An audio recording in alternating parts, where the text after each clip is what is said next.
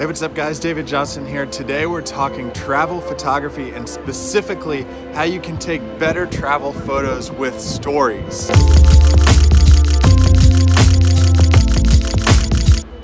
All right, everybody, I specifically want to talk about travel photography today and how you can make your travel photography that much more interesting just by adding a few details to those photographs. And when I talk about stories, you really need to think about yourself as a travel photography journalist. Now, you kind of need to make believe when you think about this, kind of like you're a National Geographic photographer going out and collecting stories to go along with the photographs that you take. So you really need to think about what you're actually shooting. Number one, all photographs are more interesting when you have a story attached to them. Well, what do I mean? Well, here's a photograph that I took yesterday in Bruges, Belgium, and you might look at it and be like, okay, really cool photograph, good composition of a swan. Big deal, why should I care? Well, take a look at this photograph again and kind of think to yourself as I explain the story behind the swans in Bruges. So here's the photograph again. This swan is in Bruges because a long time ago, Maximilian was ruling and his favorite friend, the tax collector, actually was decapitated. And as a punishment for the people in Bruges for decapitating his friend, he made them care for 52 swans because his friend was 52 years old when he died, and the family name of his friend was actually translated into long neck. So he made them take care of 52 long neck swans. See? Story makes the photograph a lot more interesting, and now you know why there's a photograph of a swan within the Bruges portfolio.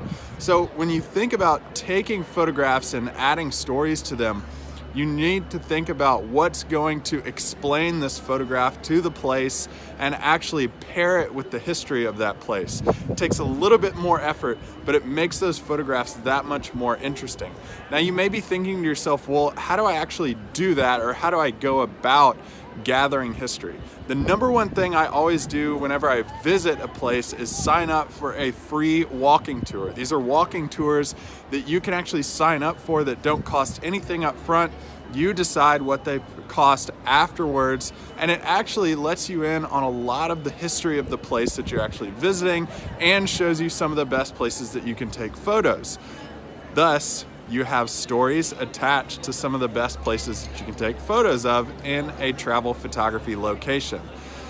Now, I also say walk around a place, get different angles, get different views, get different details. National Geographic photographers and travel photographers pair their stories to intricate details, not just the best scenes or the grand scenes that you can see, like the huge obvious photograph scenes that you see. They actually get down and show a lot of these smaller details within a place that kind of add to the intricate history of a place. You have to think about that when you're going out and shooting travel photography.